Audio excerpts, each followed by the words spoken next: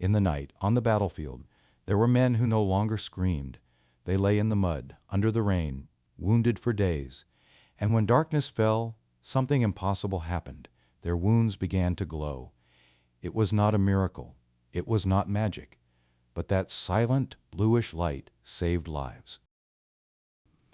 And this is exactly what makes this story hard to ignore. The story of the soldiers whose wounds lit up the night. Spring of 1862. The United States are divided by a war that is tearing the country apart. Along the Tennessee River, near a place called Shiloh, one of the bloodiest battles of the American Civil War is fought. The Confederate attack comes at dawn, catching the Union troops of General Ulysses S. Grant by surprise. They fight all day, and then all night, and then again. When the battle ends, the ground is covered with bodies. More than 16,000 wounded, thousands dead, and for many of them, the worst is yet to come. 19th century warfare knows no antibiotics. It knows nothing of germ theory. It knows nothing of hygiene as we understand it today. Doctors do what they can, but they are unprepared. Gunshot and bayonet wounds become infected easily. Mud, splinters, and rain turn every wound into fertile ground for bacteria. Many soldiers remain on the ground for 2 full days, under the rain, weakened by hunger and exhaustion.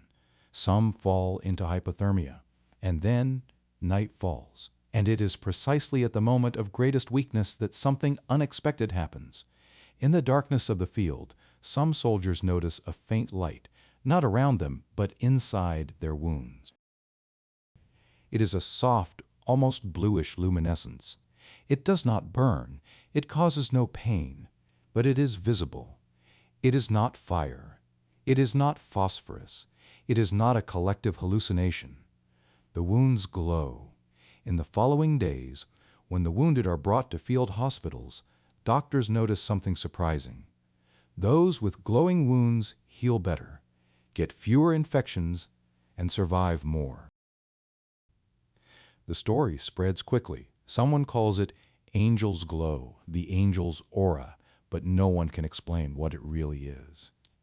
There are no instruments. There is no proof, only testimonies. The phenomenon remains suspended between science and legend, and so it remains unresolved for more than a century, preserved in diaries and in the accounts of survivors. The answer arrives only in 2001, and it is surprisingly simple. It is not found by a historian nor by a military doctor. It is a 17-year-old boy visiting Shiloh with his family. During that visit, he hears the story of the glowing wounds. His mother is a microbiologist. She studies bacteria that live in the soil. Bill asks her a simple question. What if it was a bacterium?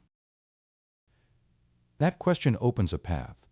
Bill and a friend begin studying a microorganism called Photorhabdus luminescens, a bioluminescent bacterium capable of emitting a blue-green light.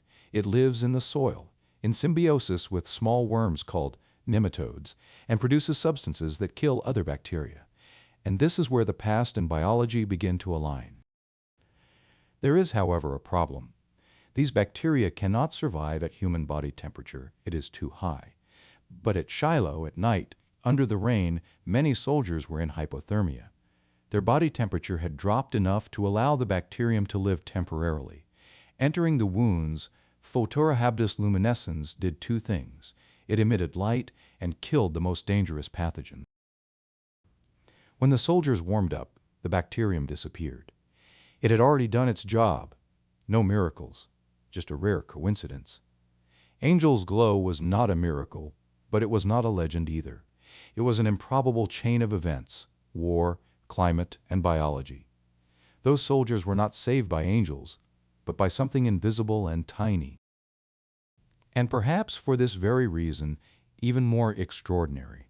In the midst of one of the cruelest wars in American history, life found an unexpected way to endure. And it reminds us that sometimes the most incredible stories are not born from magic, but from reality itself.